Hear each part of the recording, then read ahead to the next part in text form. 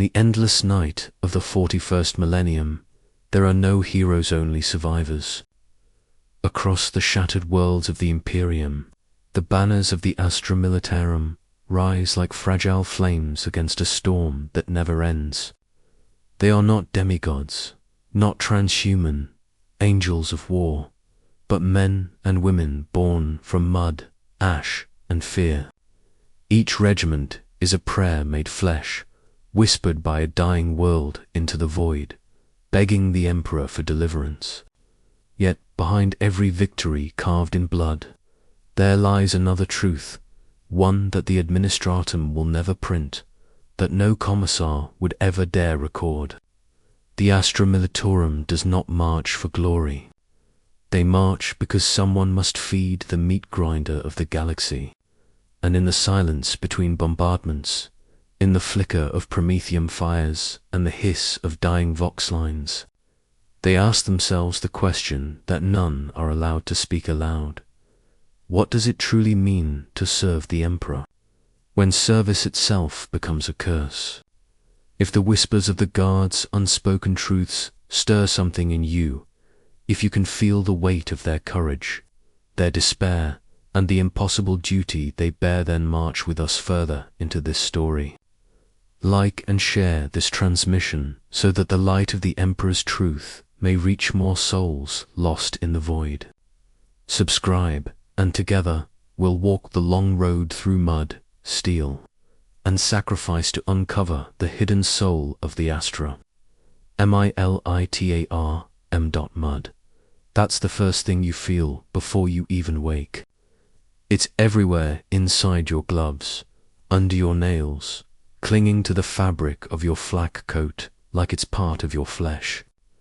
It smells of oil, blood, and old decay, churned endlessly by boots and tank treads that have forgotten what dry ground feels like. Somewhere above the trench, the sky is a dull bruise. No stars, no light. Just the distant growl of artillery that never stops. It's not thunder. It's faith screaming in metal and fire. The vox grill crackles, a sound that cuts through sleep, fear, and even thought. Static first always, static then the voice of command. Cold, metallic, the commissar's syllables flatten every emotion they touch. We listen like it's liturgy, heads bowed, rifles pressed against our chests. No one speaks. The words are sacred in their cruelty. Advance to the next line. Hold until relieved. No time given. No coordinates. Just obedience, sealed by the Aquila etched on every heart. Around me, the guardsmen move as one body. The old ones move slower, deliberate, lips murmuring the Emperor's prayer as they check Laskin cells and rewrap bandages around shaking wrists. The new conscripts, the ones who still remember what laughter sounds like, watch the veterans with hollow eyes, imitating gestures they don't yet understand.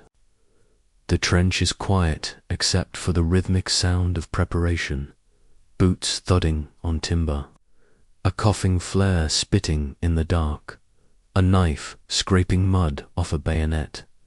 And then the moment comes. The commissar steps into view, coat swaying, bolt pistol glinting with oil and ash. His face is cut from stone, his eyes like gun barrels, emptied of everything except purpose. He doesn't shout. He doesn't need to. His voice carries the weight of inevitability. When he speaks, it's not just a command, it's the sound of fate itself. By his light, you will advance. By his will, you will die if required. The Emperor protects. That last phrase, always the same. You could die to it, and most of us will. The guardsman beside Sergeant Marek nods once and begins to move. His voice is steady, almost kind. He's seen 100 dawns like this one, all the same color of despair. Form up, eyes forward. Keep your faith close. He says it like a father, though none of us know if he ever was one. Maybe none of us remember what that means. I tighten my grip on my rifle and glance toward the horizon. The smoke there is thick, turning everything into silhouettes, the black outline of ruined manufactorums, the skeletal remains of hab blocks, the ghostly shimmer of Prometheum fires refusing to die. The air tastes of rust and burned flesh. Each breath feels like swallowing a handful of metal filings. The vox crackles again. Advance. No hesitation this time. Boots lift. The first line climbs out of the trench and disappears into the grey. The sound of last fire answers almost immediately, staccato rhythm that merges with the heartbeat of the front.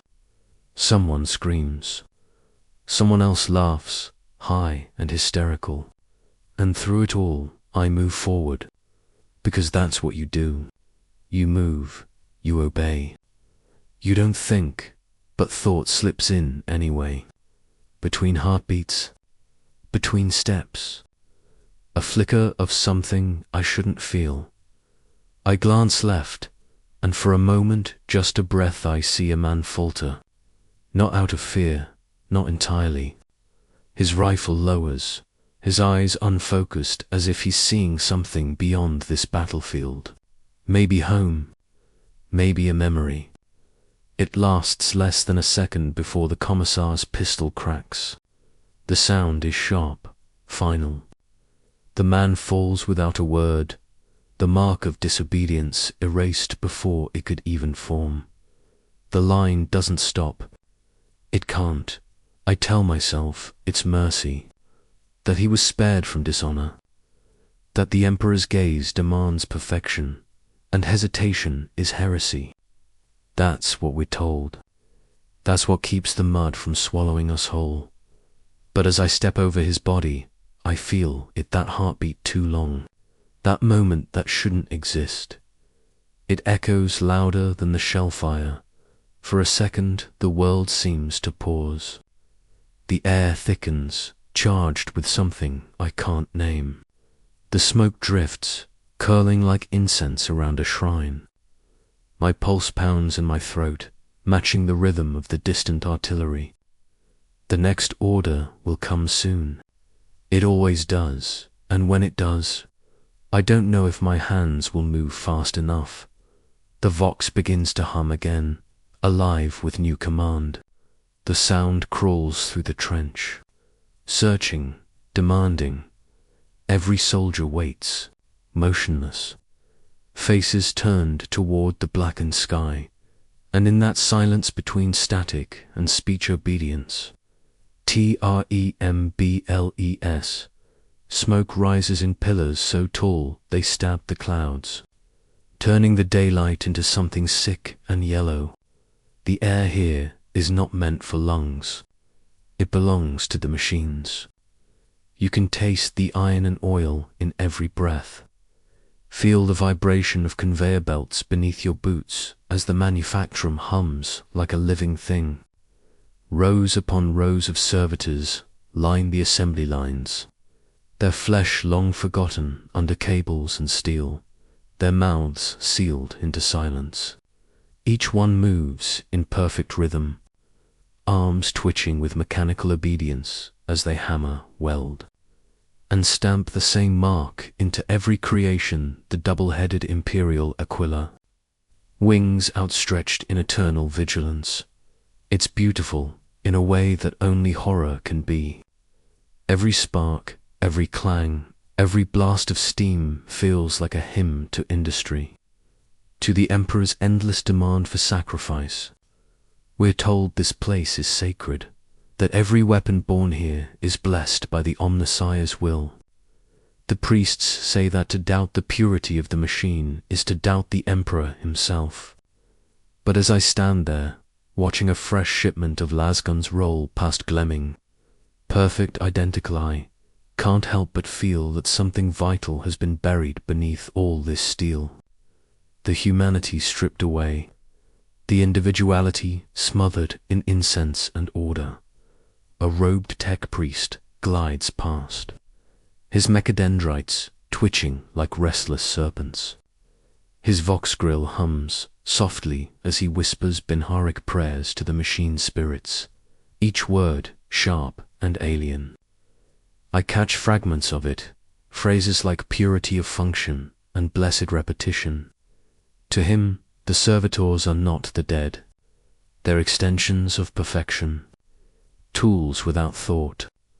I wonder how long it takes to forget a face, a name, before you start to envy that kind of emptiness.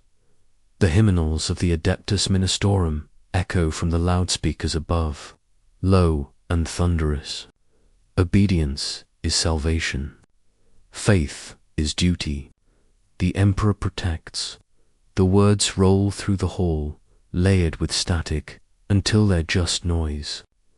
But everyone around me mouths them anyway: priests, workers, guardsmen waiting for redeployment. It's reflex now, like breathing. The moment your lips stop moving, you can feel the eyes on you. The suspicion, the potential accusation. I move through the corridor that connects the Manufactorum to the barracks sector, past walls covered in murals of the Emperor. His eyes follow you, always painted to pierce through the smoke, the grime, the fatigue. I've prayed before those eyes since I was a boy, but lately, when I look into them, I feel something hollow looking back. There's no warmth there, no voice. Just the weight of eternity pressing down, demanding you keep walking, keep fighting, keep believing without question. I pass a shrine where candles burn in front of a shattered helm. A sister of the ecclesiarchy kneels there, her voice trembling as she recites the litany of endurance. Her hands are cracked and blackened from soot, but her eyes shine with absolute conviction. I envy her. She has something unbreakable inside her, something I thought I had once. But that kind of faith, ... It's harder to hold when you've seen how easily men become parts of the machine they serve. Further down, a servitor stumbles, just slightly. Its mechanical knee joint jerks and hisses, and for a fraction of a second, I see the human beneath the metal, the pale cheek, the scar across what used to be a mouth. Before the tech priest can even turn, the servitor corrects itself and resumes its rhythm. But that glimpse stays with me. Someone once prayed for that person. Someone once loved them. Now they build the weapons that kill the living, condemned to serve forever in silence. A voice calls my name. Sergeant Merrick stands at the end of the corridor, a data slate in his hand. His face is grey under the fluorescent light, the kind of grey that no amount of prayer can wash away. Orders, he says, handing me the slate. Redeployment. New front. Hive Lawnies. I read it once, then again. The coordinates pulse faintly on the screen, red and cold. Hive Lawnies, the dying front. Rumors say it's a graveyard now, a place where the Astra Militarum burns through regiments like candles in a storm. I nod anyway, because that's what's expected. Merrick studies me for a moment, his eyes tired. "You'll want to get your gear checked," he murmurs. "They say it's bad there. Real bad." I give him a salute, but it's slower this time. Not out of defiance, just ... weariness. The kind that seeps into the bones as I walk toward the transport bay. The hymn starts again, louder now, drowning everything else out. The Emperor protects. The Emperor provides. The voices merge with the hiss of steam and the thunder of machinery until it's all one sound, one living pulse that eats everything human inside it. For a brief moment, I close my eyes. The heat of the engines washes over me, the metal scent filling my lungs. I whisper the words they've taught me. but my voice sounds smaller than it used to. The Emperor protects, but who protects us from the silence? The world burns in colors the human eye should never see. Promethean fire dances across the horizon, painting the clouds in veins of orange and black. The air tastes of ash and metal, thick enough to chew, hot enough to sear the lungs. Every breath feels like a sin. The ground beneath my boots trembles with the constant percussion of artillery, each impact sending tremors through the broken earth like the heartbeat of a dying god. I've been here before. Not this battlefield, this one is nameless, faceless, but this feeling. The silence between orders, the dread before the next command. Around me, the Astra Militarum forms the same pattern as always. Lines of men where individuality dissolves, faces hidden behind visors, voices reduced to murmurs of prayer. The Emperor's name drips from every tongue, worn thin from overuse. It's supposed to bring strength, but now it feels like a chant meant to keep the walls of sanity from collapsing inward. We were told the enemy was close. We've been told that for days, or maybe weeks. The sun hasn't broken through the smog in so long I've lost count. The only light now comes from the burning wrecks of Chimera, transports and the pulsing glow of Lasfire slicing through the fog. You can't see who you're shooting at anymore, just the flashes, the shapes. Sometimes I think we're firing at shadows. Sometimes I think the shadows fire back. Sergeant Merrick moves past me, his voice cutting through the din like a blade. Hold the line. Reinforcements will arrive. His tone doesn't carry conviction anymore. It's the voice of ritual, of someone saying what must be said. His armor is cracked, his right pauldron scorched black. He doesn't look at me when he speaks. None of us do. Eye contact is too heavy a burden now. The vox grill sputters with static. Then the voice again command, cold and distant, echoing through the mud and smoke, advance. Purge the sector. For the Emperor, it always ends that way. For the Emperor, the words hit like a lash, propelling us forward. Obedience becomes motion. Motion becomes survival. Thought is a luxury we can't afford. I climb over the ruined barricade, lasgun raised, boots sinking into the muck. The air hums with residual energy, the kind that makes the hair on your arms stand up before a plasma detonation. Bodies litter the trench ahead us and theirs, though there's no telling which is which. Armor fused to flesh, helmets cracked open like shells. Someone's hand reaches out from the mud, still gripping an Aquila pendant. I step past it carefully. You learn not to look too long. A scream cuts through the storm, a young voice, high and sharp. A conscript, maybe 16. I turn instinctively, but the sound vanishes into the noise. There's no finding anyone in this chaos. Just movement and command. Always command. Another order filters through the vox. Push forward. No retreat. Emperor watches. The Emperor watches, does he? I try to imagine his gaze finding this forsaken battlefield, this single patch of dead soil lost among a million others.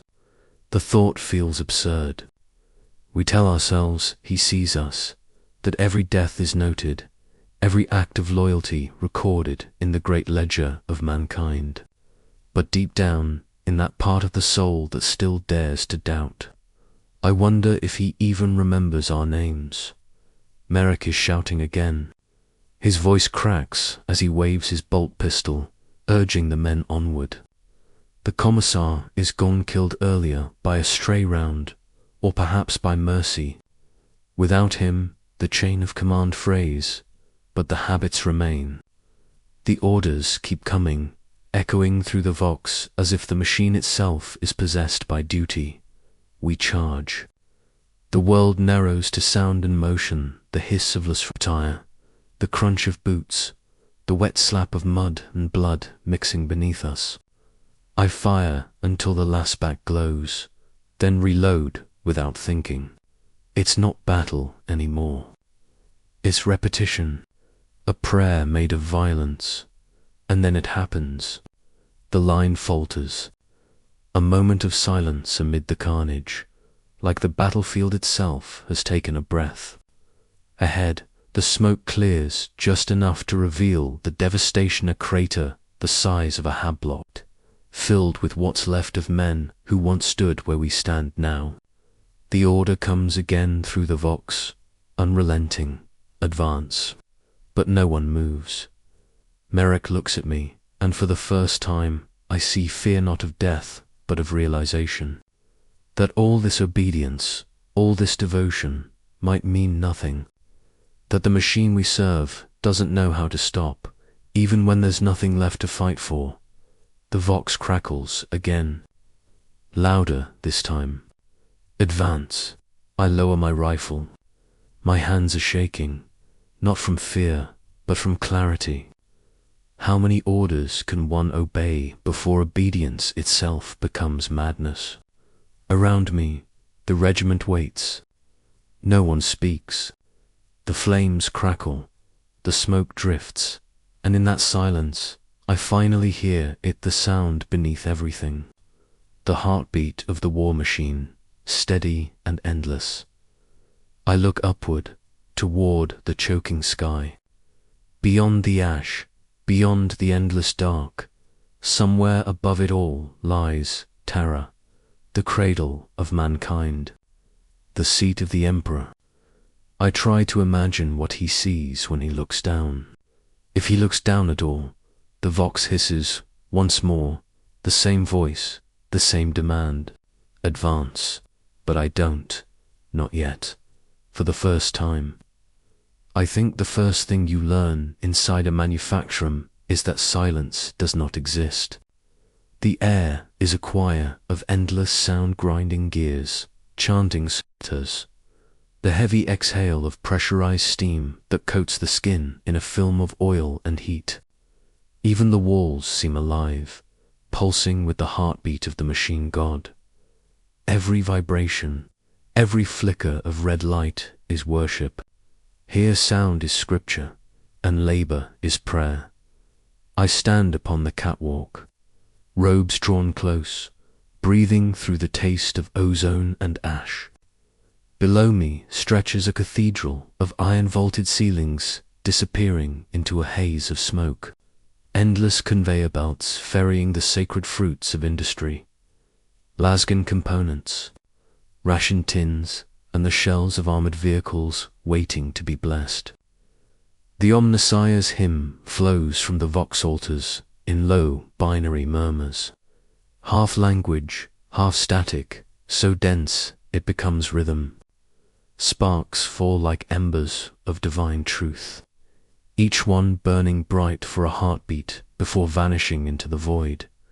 The skittery line the assembly floors, unmoving sentinels in crimson armor, their augmetic limbs gleaming wetly under the forge light. They are the Emperor's instruments, half flesh, half faith. Their faces are unreadable, masks of polished steel adorned with the sigil of Mars. They do not blink, they do not waver. When they move, they do so in perfect unison. Their servo motors worry softly, the sound of obedience made mechanical. Beside them, the human laborers, toil-thin figures wrapped in grime-stained fatigues, eyes sunken, breath shallow. Their movements are less perfect, but no less devoted. They do not speak. Speech would slow the work. And yet, even without words, I can hear them. The human rhythm beneath the mechanical one. The ragged breath, the scrape of a trembling hand across a workbench, the soft, exhausted hum of a hymn recited beneath the roar of engines. I should not notice these things. I am tech priest, Domitian of the Forge Temple Ferumix. My vows demand detachment. The flesh is weak, and in weakness lies error. The machine does not err.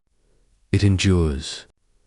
That is the creed I have spoken since the augmetic replaced my right arm.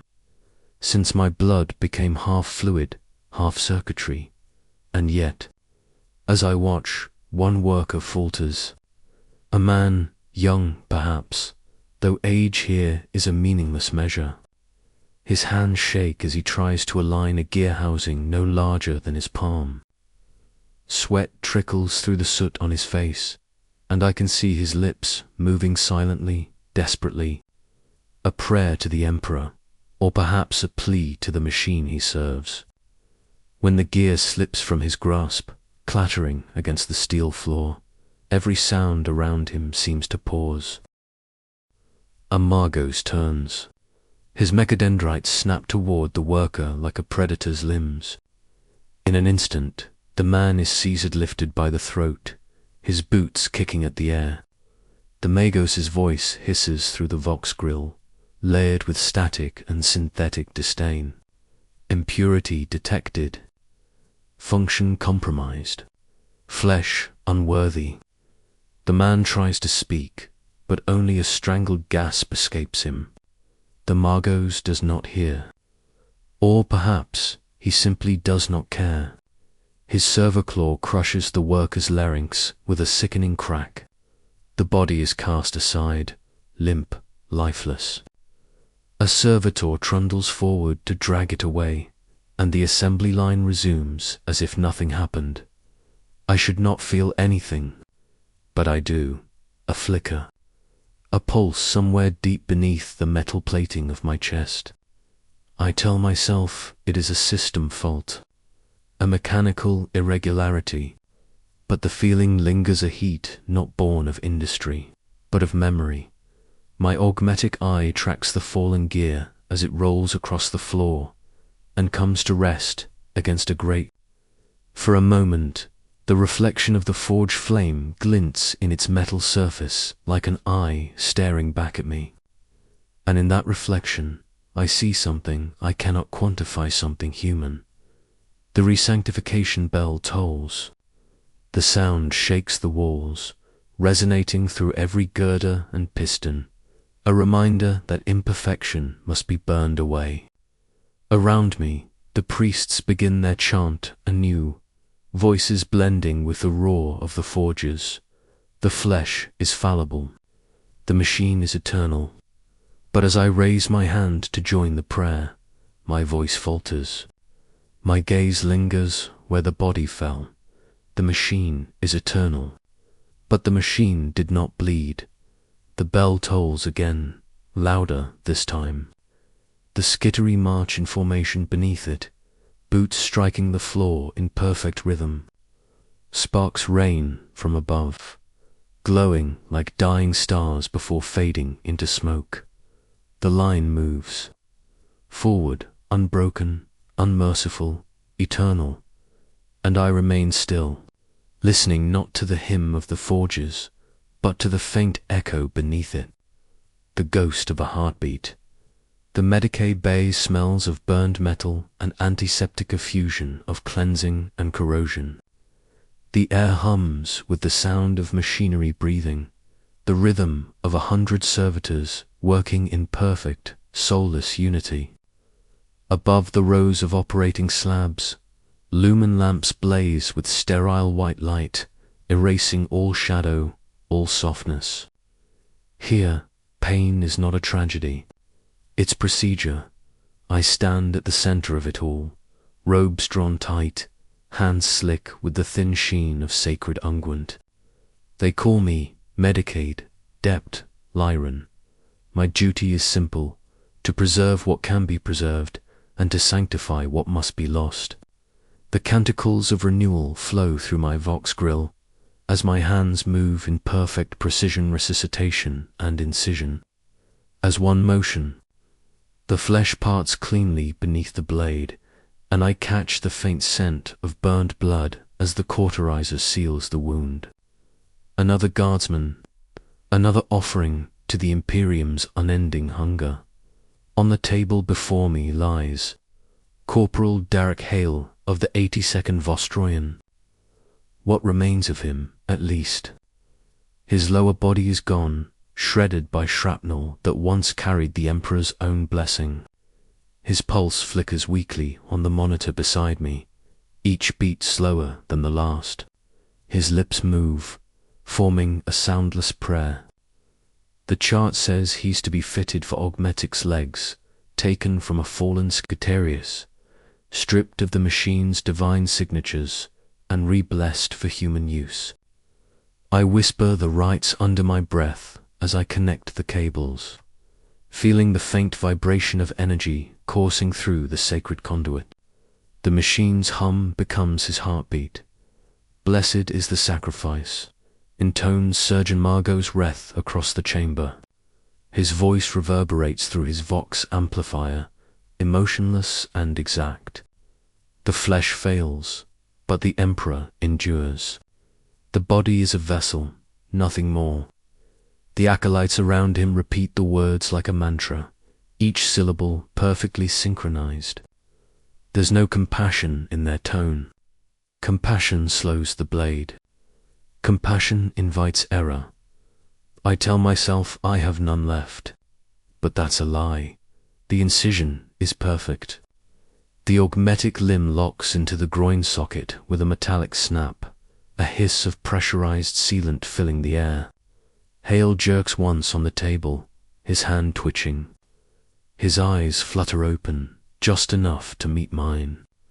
There's no fear in them, only confusion. Can I feel them? He rasps, voice dry as parchment. The Magos doesn't answer.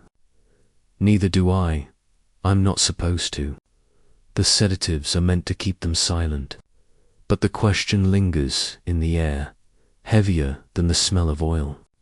When the neural connectors activate, his body convulses again. The readout spikes and then steadies. The limbs move. Perfect mechanical precision. The machine accepts him, but he doesn't scream. He laughs a weak, broken laugh that sounds too human for this place. They're not mine, he whispers. I can feel, but they're not mine. The Margos frowns, the faint whir of his augmetic lenses adjusting as he studies the data. Anomalous response. Increased sedation. I hesitate, just for a heartbeat. Then I obey. The injector hisses softly, and Hale's eyes roll back into his skull. Silence returns, broken only by the slow, measured beeps of the monitor. The body relaxes, still connected to the machine. Neither alive nor dead, just operational dot all around me. More tables line the hall. More soldiers, more fragments of humanity waiting to be rebuilt. Some awake, some long gone. The prayers never stop. Each incision, each replacement, another act of worship. A servitor passes, dragging a gurney piled with limbs organic and mechanical alike for reassignment. I catch a glimpse of a hand, still twitching, its fingers closing and opening as though reaching for something lost. I tell myself it's just a nerve echo. But I look too long. I always do. At the far end of the chamber, a data slate flashes red. The Mogos turns toward me. Adept Liren. Prepare the next batch for repurposing. The word freezes me every time. Repurposing, it doesn't mean healing. It means disassembly. Those too broken to serve the Emperor in life will serve him as servitors in death. Their memories scrubbed, their names erased. Faith recycled into function. I bow as I must. By your command. When I look down at Hale again, the sedation has taken hold completely. His new legs rest motionless, gleaming beneath the lumen's glare. I imagine, for a moment, that he's dreaming. That somewhere in the static haze of the drug, he still remembers what it felt like to be whole. I know I shouldn't wonder. Wonder is corrosion. But when I lower the sheet over his body, I whisper a prayer not to the Emperor, not to the machine god, but to something smaller, quieter. To Mercy, the hum of the conveyor resumes. The servitors begin to move again, their eyes empty, their steps exact. The Margos raises his mechadendrites and begins the chant anew. The room fills with light, and for a moment I think I can hear it, the faintest echo beneath the song of the machine, the whisper of a human heartbeat, refusing to die. The air inside the cold storage chambers is motionless, thick with the scent of oil and incense. It clings to the tongue like metal dust, the kind that settles in the lungs and never leaves. Rows of stasis vaults stretch into the distance, their steel casings etched with serial codes and faint traces of the Imperial Aquila. To the untrained eye, it's a morgue. To the administratum, it's inventory. Each form sealed within represents a completed cycle, another soul translated into function. I sit at the narrow scribe's desk beside the conveyor intake, lumen flickering over parchment yellowed by chemical fumes. My stylus scratches against the surface, the ink an unholy mix of water and recycled oil. The voxim of the Adeptus Mechanicus echoes faintly through the vents, low, rhythmic, mechanical. A prayer for continuity. I've heard it every day for 6 years, and still it never sounds like faith. It sounds like a reminder. The machine endures. Flesh does not. Before me lies the manifest for batch 23 row, 57 deceased guardsmen, 21 marked for reclamation, for already processed into servitors, stripped of memory and sanctified through silence. My task is simple: record their names, confirm their transfer, and archive the record. A ritual of bureaucracy performed at the edge of oblivion. I pause over the first name on the slate. Dedicale, Corporal. De la Pampuludua, cause of death organ failure during augmentation. I remember the notification, the Medicae seal still wet with the sign of the cog mechanic. His file lists him now as servitor designate onzi for 2H. Purpose reassigned. Flesh recycled. The Emperor's will fulfilled. My hand hovers over the line for a long time.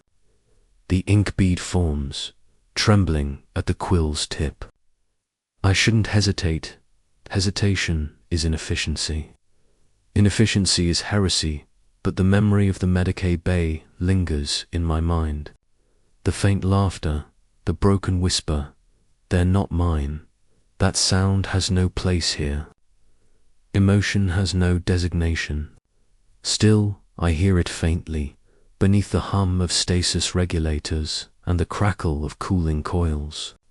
The chambers breathe like a living thing, each vent exhaling mist that curls around my boots.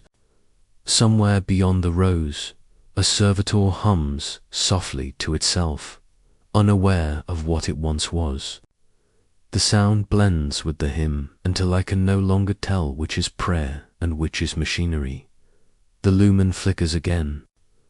For an instant, I see movement shadows along the vaults, hands twitching beneath the frost. My pulse spikes. I tell myself it's just the power fluctuation. The Omnissiah's blessing, perhaps shifting through the conduits, yet I can't shake the thought. Do they feel it? The conversion, the loss. The ink drips onto the parchment, spreading into a dark bloom. I press my thumb against it, smearing it into the paper until it resembles something almost human-like, a fingerprint. The irony is bitter. The only trace of individuality left to them now comes from my error, my contamination, A server skull drifts past, its lens flickering red as it scans the manifests.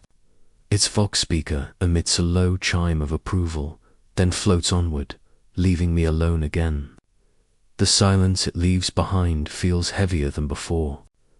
I dip the quill once more, my breath shallow.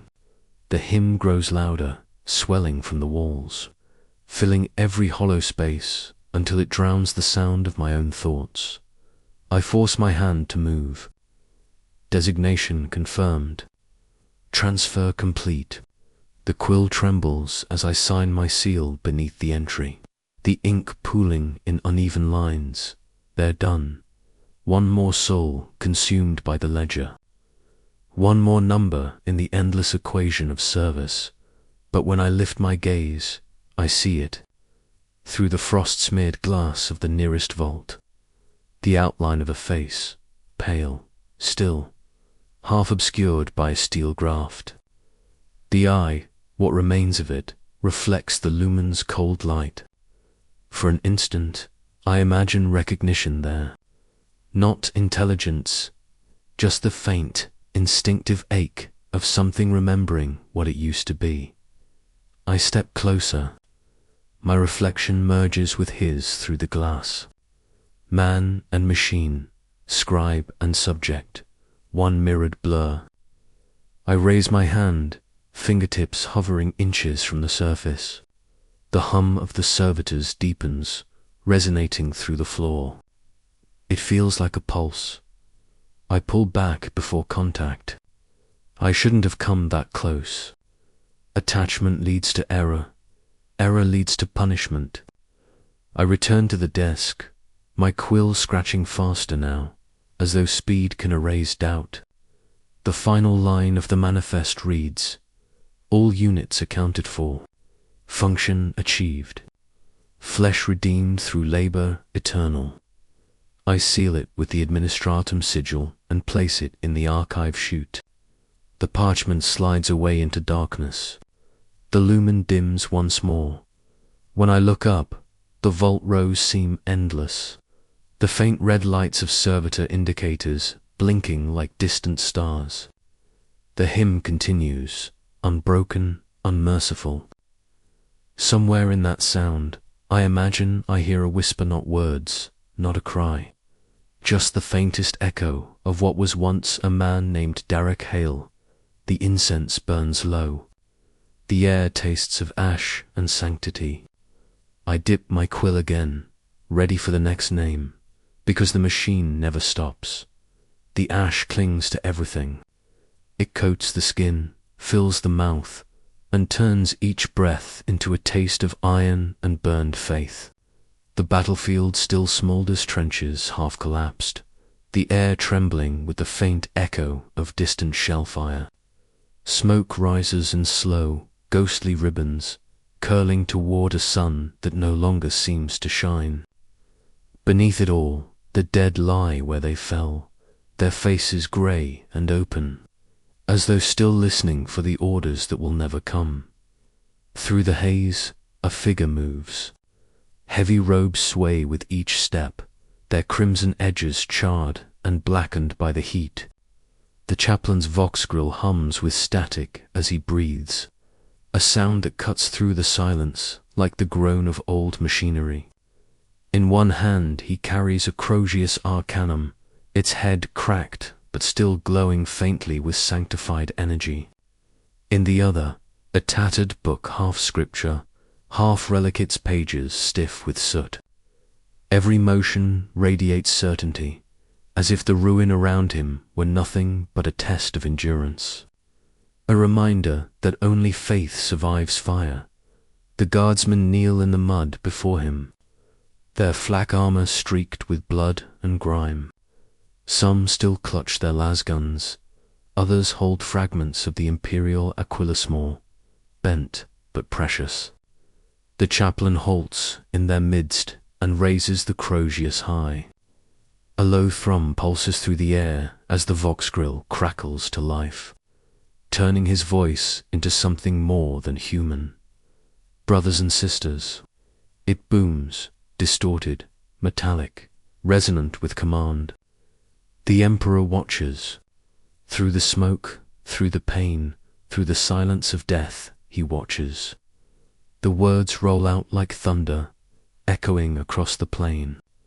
Around him, the soldiers straighten, trembling, their faces streaked with ash and tears. The sound is both sermon and weapon. Every syllable burns. Every breath feels like judgment. He continues, pacing through the kneeling ranks. You bleed for him. You burn for him. Every soul that falls here rises anew in his light. His boots crunch over shattered ceramite. There is no end but victory. There is no death but service. There is no pain but purification. Each phrase is answered by the regiment's ragged chant, for the Emperor, again. Louder, for the Emperor. The sound swells, merging with the faint rumble of distant artillery. The very air seems to vibrate with devotion, with fury disguised as faith. Even the dying join in, their voices weak but unwavering. The chaplain raises his crozius again, and a faint shimmer passes through the weapon's halo and afterglow of old blessings.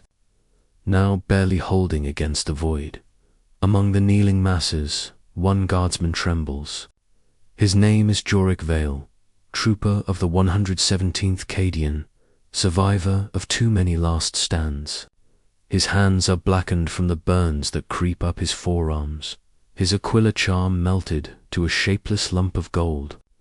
He presses it to his chest anyway, the metal searing against his skin, and whispers the words the chaplain taught them. The Emperor protects, but the words sound different now, hollow, brittle, as if faith itself were turning to dust in his mouth. He looks up, and through the haze he sees the chaplain's silhouette framed by the rising smoke. For a heartbeat, it seems the man's robe shifts broad shapes, spreading from his shoulders like wings of fire. Jorick blinks. The image lingers, impossible, and yet the sight pulls something deep from within him, something caught between awe and terror. The chaplain's voice rises again, breaking through the illusion. The enemy thinks us broken.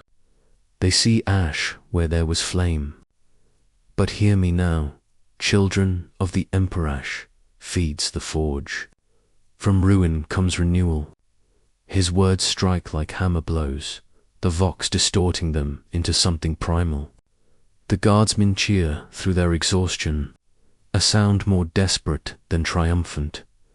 The sky darkens as new clouds roll in, carrying the scent of promethium and ozone. A storm, or perhaps another bombardment. The chaplain turns his gaze upward, his mechanical eye flickering with reflected firelight. He tests us, he says softly, almost human now, his voice fading beneath the static. He weighs our souls in the furnace of his will. The words hang there, heavy and uncertain. Jorick's pulse quickens. He can feel the heat of his melted charm still pressing against his chest, the faint tremor in his hand refusing to fade. He glances at the soldier beside him, eyes vacant, lips moving silently in prayer. Around them, the field is a sea of bowed heads, as though submission itself were salvation. For the Emperor, the chaplain roars once more, lifting his weapon skyward. The echo rolls across the plain like thunder, swallowed by the storm's first growl. The regiment repeats the cry, their voices merging into one colossal wave of sound. It shakes the ground, vibrates through bone, fills every space where fear might live, then dash silence. Only the wind remains, whispering through shattered banners. The chaplain lowers his crozius and stares into the smoke, where the faint outline of wings still dances before Jorick's eyes. Real or a trick of the fire? A miracle or madness, no one speaks. The air hums with something unseen, and Jorick, kneeling amid the ashes of 1,000 dead, wonders quietly to himself, what if both were true? The night settled over the camp like a living thing, thick whispering and restless. Smoke from the promethium lamps bled into the cold air, tracing faint halos above the trenches before vanishing into darkness. The front had gone quiet, but it was not peace that lingered only, the exhaustion that comes when fear has burned itself out. The guardsmen of the 117th huddled close to the dim fires, their faces hollowed by fatigue, their armor scoured raw by ash and grit. In the stillness, voices began to rise, not of command or discipline, but of stories. It started with one. A trooper with half his face bandaged spoke of an angel seen through the bombardment, her wings of light shielding the faithful as shells fell like meteors. Others joined in, eager to believe, twisting memory into myth. Some claimed they'd heard the Emperor's voice over the vox, whispering victory through the static. A promise, they said, that dawn would bring deliverance. The stories spread faster than fire across dry parchment, each retelling brighter, holier, and more impossible than the last. Commissars listened with eyes like blades, allowing the talk so long as it held the regiment together. Hope, even false hope, was a weapon one sharper than fear. But there were limits. Too much faith could become as dangerous as heresy. The chaplains knew it too, and by the next night their sermons had shifted. Scripture reshaped to steer the growing zeal into safer channels. The Emperor speaks, they declared, but only through his chosen. It was control disguised as revelation. Doctrine forged anew in the crucible of desperation.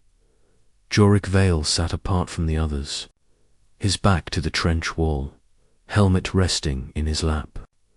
The firelight painted shifting patterns on his face, flickering between devotion and doubt. He wanted to believe Emperor. He needed to, but something in him recoiled from the simplicity of it. He had seen too much. Angels did not walk among men.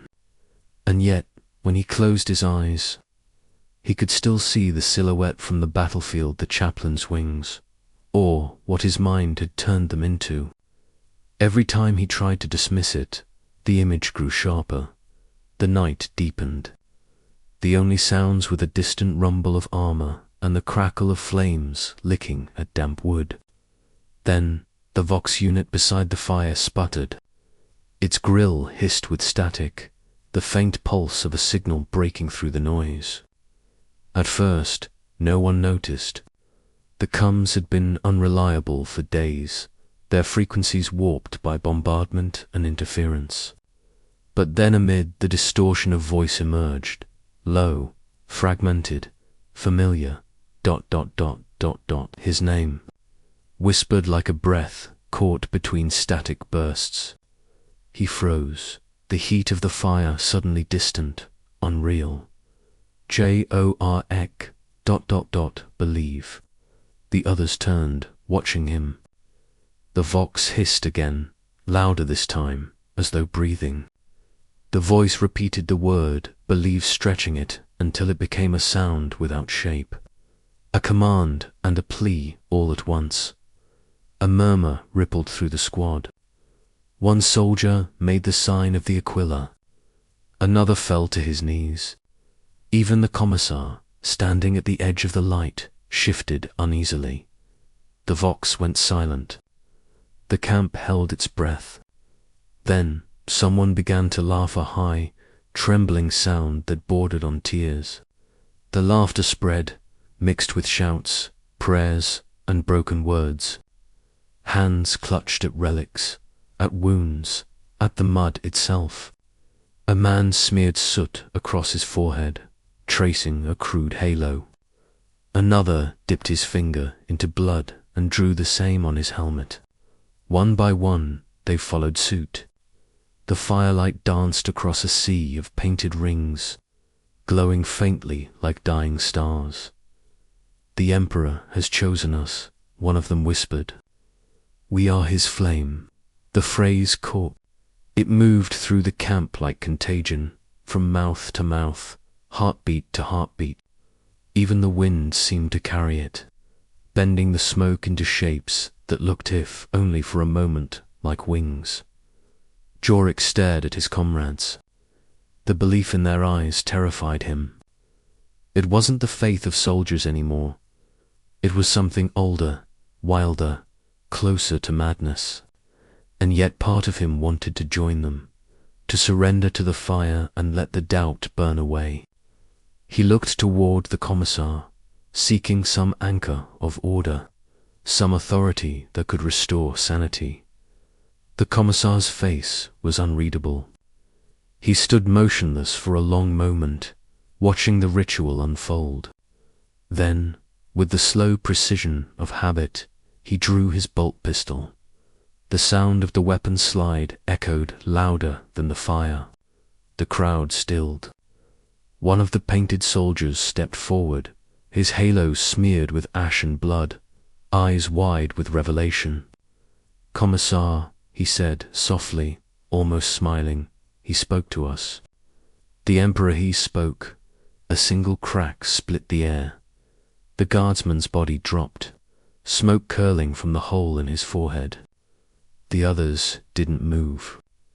The commissar's arm trembled slightly as he lowered the pistol, his face still expressionless, his eyes bright with something that might have been fear. Then, from the dead Vox, the voice returned. Louder this time, clearer. "Believe." The word echoed through the trench, overlapping with the wind, the fire, and the soft drip of blood into the mud. Jorik, single quotes breath, caught. His heart hammered in his chest. Around him, no one spoke. No one dared, and somewhere beyond the lines, the darkness seemed to shift as, though listening, dawn came without mercy. The horizon bled red long before the sun breached it, a smear of light cutting through the smoke that still clung to the trenches. The air reeked of promethium and burnt flesh, heavy enough to taste. Somewhere a siren wailed, and with it came the roar of thousands men, broken and remade, their fear devoured by something far more dangerous. Faith, the 117th, had been transformed overnight. Helmets once dull and dented now bore painted halos, wings, and crude imperial aquillas drawn in soot and blood. Banners stitched from ration sacks fluttered above the lines, scrawled with verses no chaplain had ever preached. Someone had carved "He speaks" through fire into the side of a chimera, and no one had dared to stop them. Command structure had dissolved into conviction. Orders came not from the Vox, but from the trembling certainty that the Emperor himself watched through the smoke. When the bugle finally called, they didn't march, they surged. The charge was not organized, but anointed. Boots slammed into mud as lasguns flared to life, lines of red cutting through the morning mist like shards of judgment. They screamed as they ran not orders, not names, but prayers. The air trembled with them, 1,000 voices tearing at the sky. Every step forward was an offering. Every scream, a hymn. Jorik, Vale ran with them. His body obeyed before his mind could. He felt the heat of the rising sun, the sting of grit on his lips, the pulse of his lasgun kicking against his palms. He no longer knew if he was shouting or praying, perhaps both. Around him, comrades fell and were trampled, their blood mixing with the mud until the ground itself seemed to breathe. Above, artillery shells blossomed like fiery saints descending from heaven. The battlefield had become a cathedral, and its altar was made of corpses. Through the chaos, Jorik's eyes caught a flicker of shape half lost in the glare. The same light that had haunted his nights now blazed across the field. He stumbled toward it, heart hammering, believing, wanting it to be her. The angel, the one he had seen in the storm of shells, the one who had whispered salvation. But as he drew closer, the truth revealed itself in cruel simplicity. It wasn't a vision. It wasn't divine. It was a bodysome, poor wretch of a guardsman, caught in an explosion, his flesh still smouldering. The reflected light of the burning wreck behind him had made the corpse shimmer. Wings born not of heaven, but of flame and smoke. For a moment, everything inside Jorik fell silent. The world dimmed, reduced to the soft crackle of fire and the faint whine of lost discharges fading behind him. He stared at that broken form, feeling something split open in his chest. The faith that had carried him this far began to crumble, but it was too late to stop. Around him, the regiment pressed on, consumed by a fervor that no truth could quench. A commissar's voice cut through the din, hoarse and furious. "Hold the line. For the Emperor." Another guardsman tried to retreat, wild-eyed, babbling about lies and ghosts. The commissar didn't hesitate, one clean shot to the back of the skull. The report echoed like a psalm. The others cheered. Nearby, a chaplain stood over a dying man, his crozius dripping blood and oil as he muttered benedictions through a cracked voice. "Your death is his will," the chaplain intoned, pressing a purity seal onto the man's chest as he convulsed. The dying soldier's mouth twisted into a smile before the light in his eyes went out. Jorik turned his gaze skyward. The smoke above was thick enough to blot the sun, but in the shifting clouds of ash, he thought he saw shapes' faces, perhaps, or merely illusions of exhaustion. He wondered if the Emperor truly saw this, if he approved, or if, somewhere on distant Terra, he had long since gone blind. The din swelled again. Vox units screamed half-garbled orders, artillery thundered in the distance, and the screams of the wounded layered with the chanting of the faithful until the noise became indistinguishable from musica requiem of devotion and despair. Jorik raised his lasgun once more. His hands were shaking, but he didn't stop. There was no duty now, only momentum, only belief, hollow but burning. When the charge finally broke the enemy line, there was no victory, only ruin. The ground was slick with blood, the air thick with vaporized metal and ash. Bodies lay tangled, friend and foe indistinguishable beneath the soot. Banners burned. The haloed helmets lay scattered like offerings, abandoned at a shrine. The 117th Regiment, what remained of it, had won nothing but silence. Jorik stood among the dead, lasgun heavy in his grip. The world had gone quiet, save for the faint hiss of cooling metal and the distant crackle of lingering fire. He lowered his weapons slowly, staring at the ruin they had made in the Emperor's name. His mouth was dry, his throat raw from screaming prayers that now felt meaningless. He whispered into the smoke, voice trembling, "My lord, did you see us?" No answer came, only the wind moving through the ashes like a sigh. The firelight caught his face, painting it gold for a heartbeat before fading. And in that moment, he could not tell if the warmth on his skin was from the dawn, or from the flames consuming everything he had believed in. The wind on Krieg cuts through everything, cloth, flesh, even thought. It is not merely cold, but hollow, like the breath of the dead that built this world from its own ashes. The plains stretch forever, frozen fields where nothing grows except graves. Every step sinks into the powdered remains of wars fought before any living man was born. And yet, still, they march. Thousands of them, gas masks sealing away their humanity. Greatcoats, stiff with frost, Lazarofals clutched tight against chests that have long forgotten warmth. The death corpse of Krieg soldiers without names, without pasts, without future. They exist to die well. The silence here is a living thing. It hangs heavy even over the distant thunder of the siege lines. No birds, no laughter, not even the bark of a commissar. Only the wind and the slow, rhythmic crackle of the Vox units, whispering orders from far above. Each word filters through distortion, mechanical, cold, stripped of emotion. Advance, dig, endure. The same commands, repeated for decades, until they become prayer. The same cadence of death offered in worship to a throne light years away. Krieg's sun is a pale coin, barely visible behind a curtain of ash and snow. It lends no heat, only shadow. The soldiers move beneath it like ghosts already consigned to the Emperor's ledger. Their faces are unseen, their eyes hidden behind dark lenses that reflect nothing but the grey world they inhabit.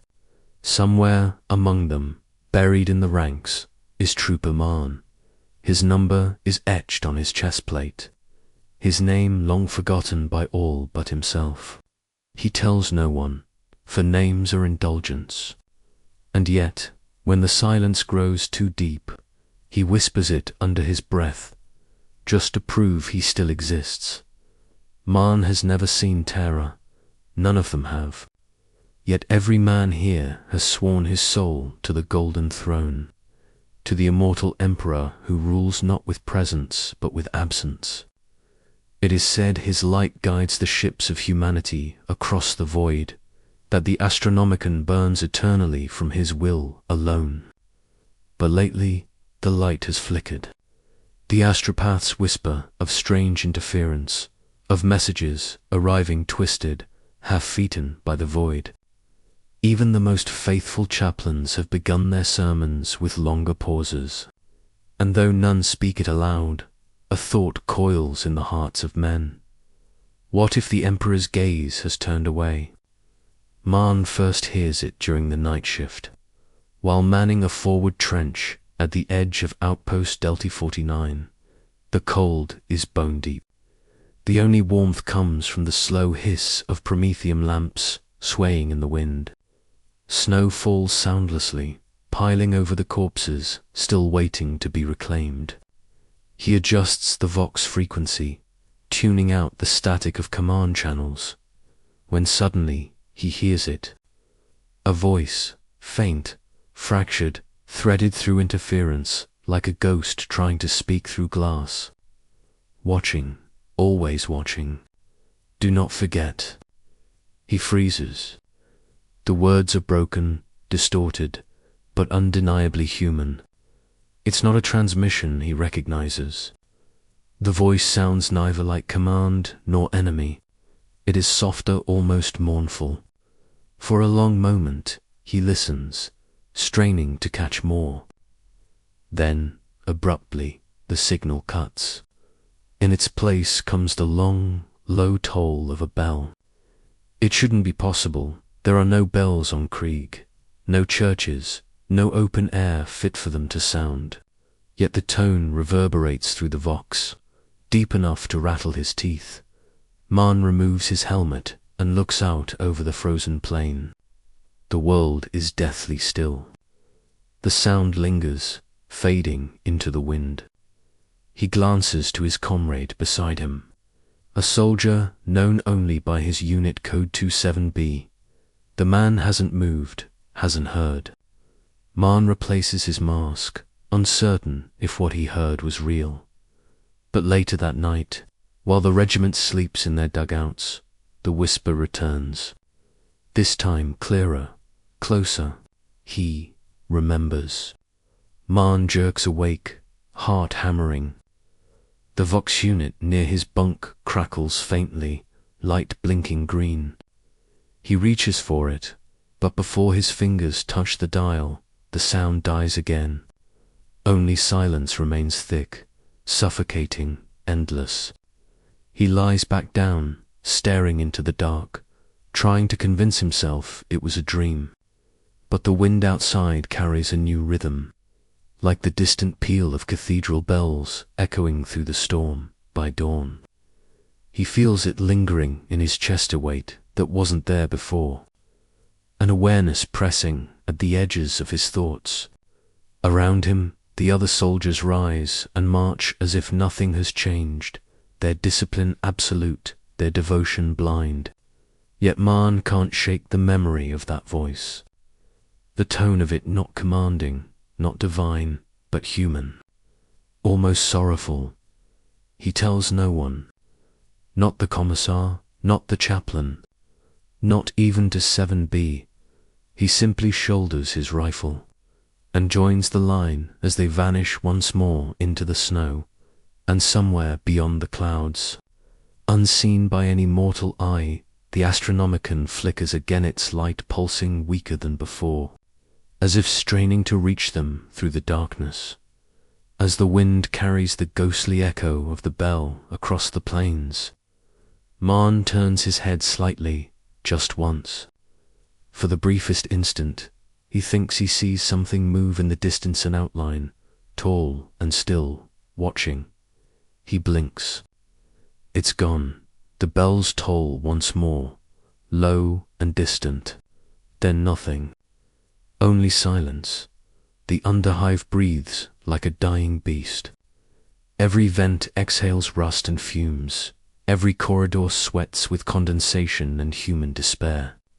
The walls are alive with noise, the hiss of pipes, the scuttle of vermin, the whispers of 1,000 unseen mouths muttering half-remembered prayers. Down here, beneath Necromunda's towering spires, faith isn't preached, it's scavenged. Found in the gutter, worn as a charm, traded like ammunition. The light of Terra never reaches this deep. Only the echo of it remains, trembling in the dark like a fever dream. I walk with the pilgrims through sludge-choked tunnels, their robes tattered, their feet bleeding through threadbare boots. They drag effigies behind them, broken icons of the Emperor carved from scrap metal and bone. One woman carries a child whose face is covered by a cracked respirator. Chanting through the filter, his gaze is eternal. Her voice shakes. The others join in, their words overlapping, discordant, desperate. The sound is less a hymn and more a plea. Above, the distant rumble of industrial machinery becomes its own form of worship, mechanical, unending. They stop at a wall painted with the imperial Aquila. Its wings spread wide but marred by grime and blood. Someone has scrawled beneath it in jagged letters, "He sees the worthy." The woman kneels, presses her forehead against the cold metal, and leaves a smear of blood as offering.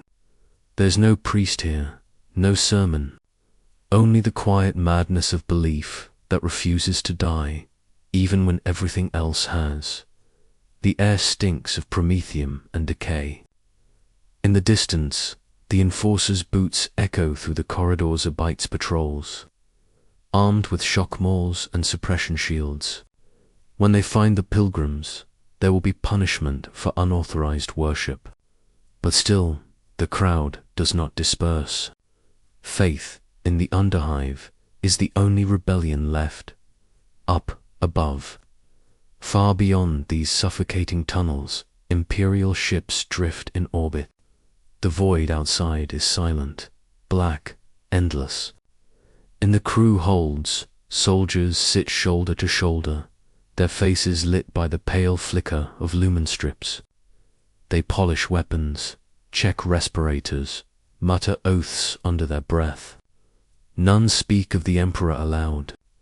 Not anymore. The prayers have become quieter, as if afraid of being overheard by the wrong ears. Among them, an officer named Loran gazes out a narrow viewport. The stars seem dimmer than they once were. He tells himself it's just the warp storms, the dust of war, yet something in him knows better. The Astronomican's glow, once bright enough to pierce the void, now flickers faintly like a dying ember. He watches, waiting for that sacred light to pulse again. It does, but weaker, uneven, as though struggling to stay alive. For the first time in his service, Captain Loran crosses himself, not out of reverence, but fear. Back in the hive, rumors spread faster than plague. They say the saints no longer answer, that relics have gone cold, their machine spirits silent, that somewhere in the cathedrals above, even the Militarum priests have begun to hesitate before they speak his name. The people whisper it differently, now not as praise, but as invocation. Emperor, protect us. The phrase once meant strength. Now it sounds like a warning, and yet, paradoxically, devotion deepens. Shrines multiply in hidden corners, carved into the walls, painted across corpses, burned into skin. The darker the world grows, the brighter the flames of worship become. The Emperor's image is everywhere, in the oil slicks, in the smoke rising from the chimneys, in the cracked mirrors of those who refuse to look away. The faithful say that to doubt is heresy, but doubt is all that's left. Then, one night, the entire hive trembles. Every vox unit, every communication line, every cracked loudspeaker hums to life with a low, resonant tone. The pilgrims fall silent. The enforcers halt their patrols. The soldiers aboard the orbital vessels freeze mid-motion. Across thousands of worlds, the same message bursts through the static, overriding all channels an impossible signal. Its origin unmistakable. Terra. The voice that follows is distorted, hollow, yet unmistakably commanding. His light endures. The words echo through the tunnels, through the decks, through the endless dark between stars. For a moment, it feels like warmth. A miracle, even. People fall to their knees, sobbing, shouting, clinging to the sound as though it might save them. But beneath the proclamation, buried deep in the signal's distortion, there's something else, a tremor. A sound like breath, regged, uneven, human. The transmission cuts abruptly. Silence floods back in, heavier than before.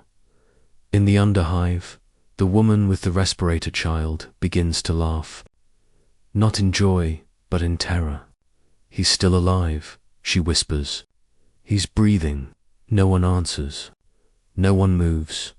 Far above, Captain Loran stares at the flickering light of the Astronomican one last time.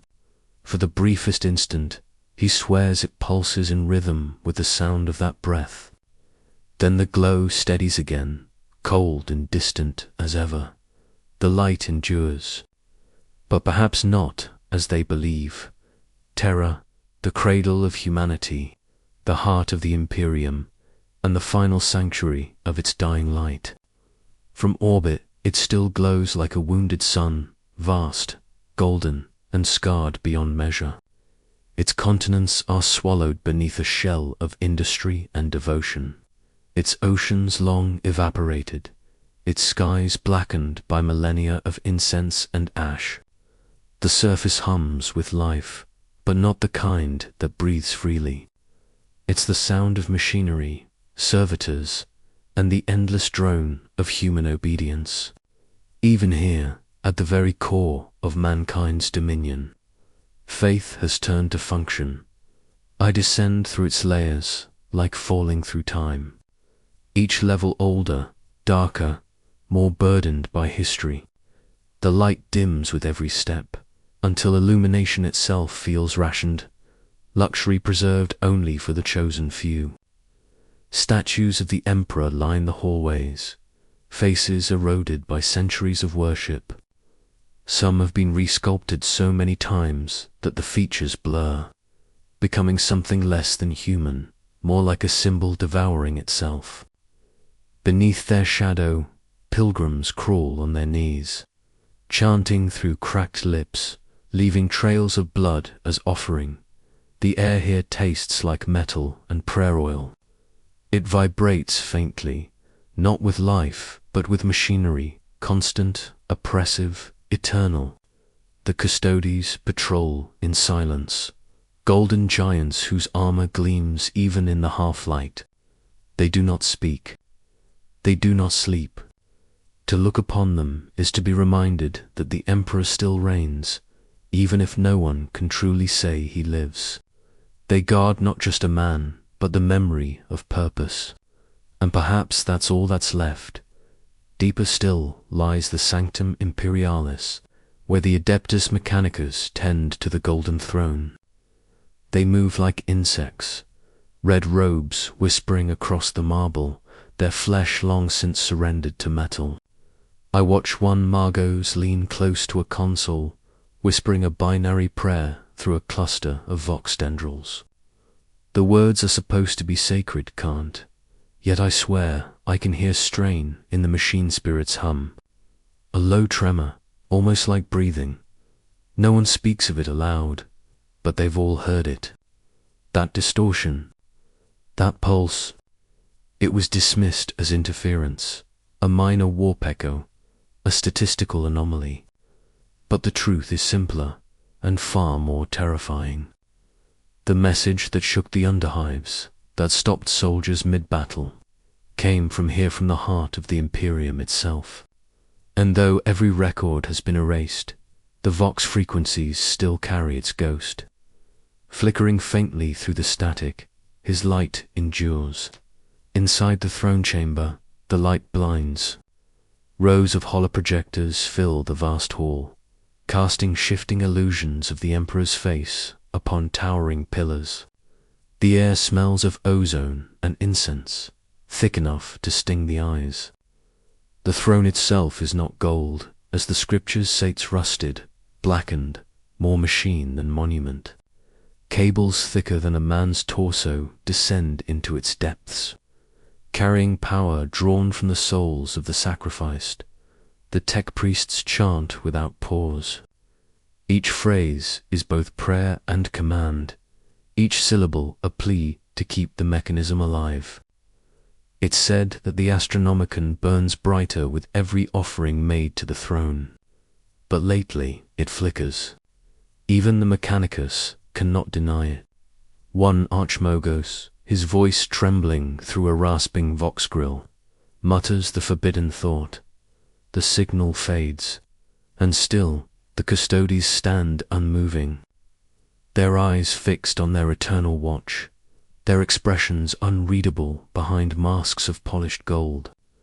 I wonder if they ever hear the breathing too, or if, like the rest of us, they've learned to pretend it isn't there. Further within, I catch sight of the throne itself, vast, terrible, alive.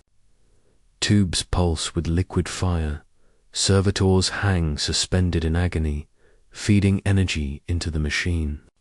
And upon it sits what remains of the Emperor. His form is shrouded by light and machinery, yet there's something shifting beneath it. For the briefest instant, I think I see his chest move. Not the grandeur of divinity, but the frailty of life. A slow, mechanical rise and fall. The hum grows louder. The walls tremble. The Magi freeze mid-prayer as every cogitator screen flickers to life, displaying the same single phrase across every glowing panel. His light endures, the words pulse, repeating, faster now, until the chamber vibrates like a living heart, and then, just as suddenly, silence. The lights dim. The only sound that remains is the faint, rhythmic rasp of breath real, or imagined. No one knows, far across the stars, soldiers of the Astra Militarum look up from their trenches. Pilgrims halt mid. The same phrase echoes faintly through vox channels once more, distorted but unmistakable. In that instant, the galaxy feels smaller, united not by faith, but by uncertainty. On Terra, beneath the weight of 1,000,000,000 prayers, the shadow of the Emperor stretches further than ever before. His light endures, but it no longer feels like salvation. It feels like consequence,